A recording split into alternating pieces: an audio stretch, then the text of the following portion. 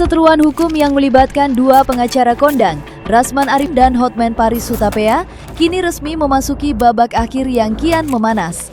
Hal ini menyusul keputusan dari Mahkamah Agung yang secara resmi menolak permohonan kasasi yang diajukan oleh pihak Rasman.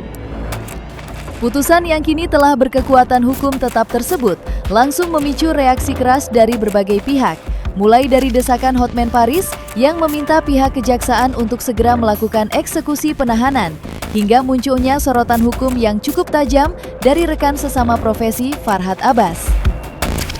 Di sisi lain, Rasman justru menegaskan bahwa dirinya tidak gentar dan enggan untuk menyampaikan permohonan maaf. Seperti apa detail dari konflik yang kian meruncing ini? Mari kita simak 5 fakta penting di balik ditolaknya kasasi Rasman Arif berikut ini.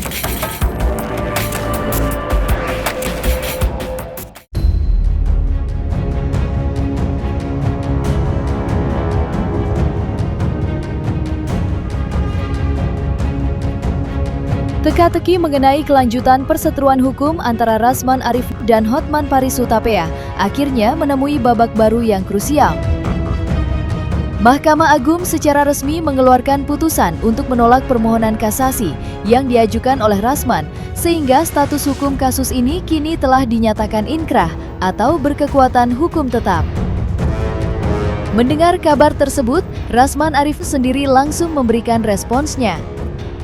Ia membenarkan adanya penolakan tersebut, sekaligus secara terbuka mengungkapkan rasa kekecewaan yang mendalam atas putusan yang dikeluarkan oleh Majelis Hakim Mahkamah Agung. Lantas, seperti apa pernyataan lengkap dari Rasman dan bagaimana kelanjutan dari kasus yang menyita perhatian publik ini? Jadi, hari Selasa yang lalu saya mendapat kabar bahwa Mahkamah Agung menolak kasasi saya. Berarti Hakim dan saya telah divonis bersalah.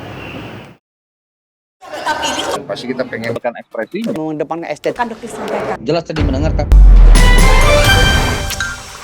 Jadi saya ini kasus receh, apalagi KUHP dan KUHP baru.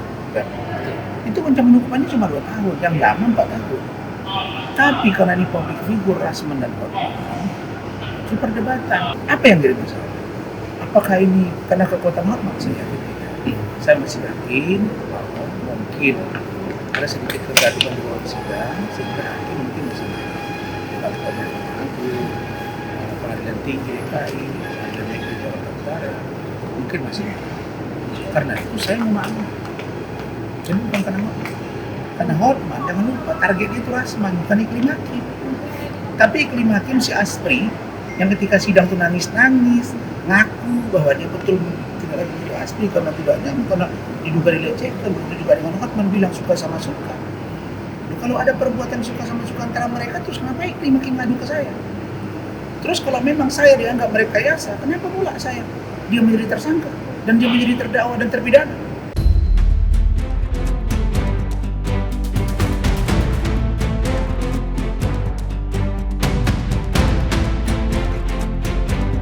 Genderang tabu perseteruan antara Hotman Paris Hutapea dan Rasman Arif tampaknya kian bertabuh kencang pasca keluarnya putusan Mahkamah Agung. Merasa di atas angin setelah permohonan kasasi sang rival resmi ditolak, Hotman Paris langsung bergerak cepat dengan mendesak pihak kejaksaan untuk segera menjebloskan Rasman ke dalam penjara selama 1,5 tahun sesuai vonis yang berlaku. Mendengar desakan tersebut, Rasman Arif tentu tidak tinggal diam. Ia langsung memberikan reaksi keras dan menegaskan agar Hotman Paris tidak mendikte atau mendesak aparat penegak hukum yang sedang bekerja. Lantas, bagaimanakah kelanjutan dari aksi saling tegang antara kedua pengacara kondang ini? Mahkamah Agung dalam tingkat kasasi perkara pidana dengan terdakwa Rasman Nasution, pengacara Rasman Nasution, telah divonis oleh Mahkamah Agung dalam tingkat kasasi menolak permohonan kasasi dari Rasman Nasution. Mahkamah Agung memutus dalam tingkat kasasi tanggal 13 Mei 2026 yang menguatkan putusan Pengadilan Negeri Jakarta Utara yang menghukum Rasman Nasution 1,5 tahun penjara. 1,5 tahun penjara. Berarti putusan sudah final. Mohon kiranya agar segera dieksekusi ditangkap dan dimasukkan ke penjara, yaitu pertama saudara Rasman Nasution dengan vonis hukuman 1,5 tahun penjara, dan terdakwa 2 Iklim Hakim dengan vonis 6 bulan. Masyarakat Indonesia sangat memperhatikan kasus ini karena sangat viral. Sekali lagi, terima kasih kepada bapak-bapak pimpinan kejaksaan. Mohon agar segera dieksekusi putusannya. Tapi jangan desa-desa, cepat eksekusi Rasman, cepat eksekusi Rasman. Kok kalian mau cepat-cepat semua? Iklim aja belum dieksekusi, putusnya itu sebulan lebih. Biarin aja, berproses kok. Saya nggak kemana-mana, saya ada di sini. Saya ada di sini. Dan biarkan nanti tim saya yang bekerja, biarkan kejaksaan yang bekerja. Kami komunikasi sampai Rasman dan yang melarikan. Enggak lari saya di sini. Enggak tipe saya yang lari. Ya, saya jangan kan dibilang nanti akan begini, kenapa si Anu begini, dia pergi Rasman. Enggak lah, itu kan masing-masing. Ya, masing-masing orang kan. Saya hargai.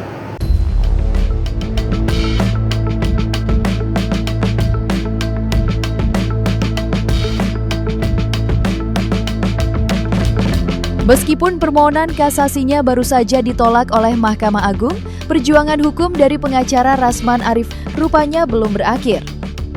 Enggan menyerah begitu saja dengan putusan yang ada, Rasman secara terbuka menyatakan siap melakukan perlawanan balik melalui jalur hukum. Ia menegaskan bahwa dirinya bakal segera menempuh upaya hukum luar biasa dengan mengajukan peninjauan kembali atau PK ke Mahkamah Agung guna menganulir vonis sebelumnya. Rasman pun optimistis bahwa langkah ini akan membuka ruang baru bagi keadilan yang ia perjuangkan. Lantas, bukti baru apa yang disiapkan dan bagaimana kesiapan Rasman menghadapi babak baru ini? Tapi pertanyaan seriusnya adalah apakah Rasman takut? Apakah ada upaya hukum? Ada. Apakah takut dieksekusi? Tidak. Apakah akan lari? Tidak. Terus bagaimana? Ya sudah, saya tunggu keputusan itu. Ada PK. Ada PK. PK lah langkahnya. Apakah kami sudah penuh form baru? Udah ada. Banyak udah penuh form baru. Ya kan ya? Ini Pak Andri Agam dari Sumut, salah satu timnya. Itu ada pendalaman. Dan saya berharap Pak Ketua Mahkamah Agung kalau masih ada rasa tidak nyaman karena sikap di pengadilan kemarin, saya minta maaf. Tapi untuk Hotman saya nggak minta maaf. Karena saya merasa tidak salah. Kenapa saya tidak salah? Saya bisa buktikan bahwa ada perbuatan itu dalam pengadilan. Artinya di situ ada Iklim Hakim. Yang jadi pertanyaan sekarang, kenapa saya dihukum? Karena saya menerima kuasa. Dan ada relasi antara saya dengan dia sebagai klien dengan kuasa hukum. Kenapa kok jadi saya dipersoalkan?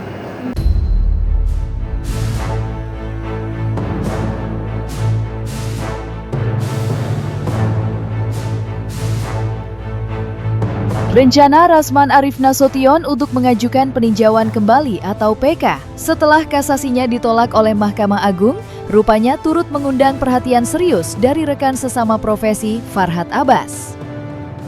Sebagai praktisi hukum, Farhad ikut memberikan sorotan tajam terkait langkah yang akan diambil oleh koleganya tersebut. Farhad Abbas mengingatkan secara tegas berdasarkan aturan perundang-undangan bahwa upaya hukum luar biasa seperti PK sama sekali tidak dapat menunda ataupun menghalangi jalannya eksekusi pidana badan yang sudah berstatus inkrah. Dengan kata lain, Rasman dinilai harus tetap menjalani hukuman kurungan terlebih dahulu. Lantas, seperti apa ulasan hukum selengkapnya dari Farhad Abbas mengenai polemik ini? Dengan ditolaknya kasasi Rasman Arif Nasution, ya saya sebutkan Rasman Arif Nasution, ciri-cirinya kepala botak, gemuk, dan sudah dihentikan jadi pengacara, mantan pengacara. Diponis kurang lebih 1 tahun 6 bulan ya. Jadi boleh saya katakan agar Kejaksaan Negeri Jakarta Pusat atau Jakarta Selatan atau Kejati DKI untuk segera mengeksekusi, jangan dibiarkan lama-lama. Kalaupun ada upaya PK, PK tidak menghalangi eksekusi. Jadi saya katakan silakan menjalani hukuman selama 1 tahun 6 bulan tersebut. Tidak usah lagi berbicara di media untuk kepentingan Pak Jokowi, karena dia kita udah anggap terpidana. Jadi tidak boleh lagi Rasman Arif Nasution berbicara sebagai pahlawan atau ikut campur ataupun kepo dalam perkara pembelaan Pak Jokowi. karena kami anggap itu akan mengganggu perjuangan kami relawan Pak Jokowi.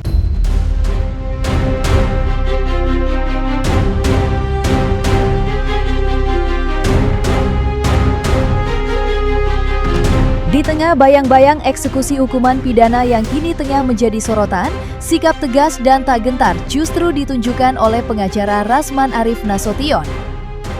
Meski permohonan kasasinya telah resmi ditolak oleh Mahkamah Agung, Rasman secara terbuka menyatakan sikapnya yang penuh keyakinan. Dengan penuh percaya diri, Rasman menegaskan bahwa dirinya sama sekali tidak memiliki niat untuk menyampaikan permohonan maaf kepada sang pelapor Hotman Paris Hutapea. Sikap keras ini diambil lantaran Rasman tetap berpegang teguh pada prinsipnya dan merasa tidak bersalah atas tuduhan pencemaran nama baik yang dialamatkan kepadanya. Lantas, bagaimana kelanjutan dari ketegangan yang kian meruncing di antara kedua pengacara kondang ini?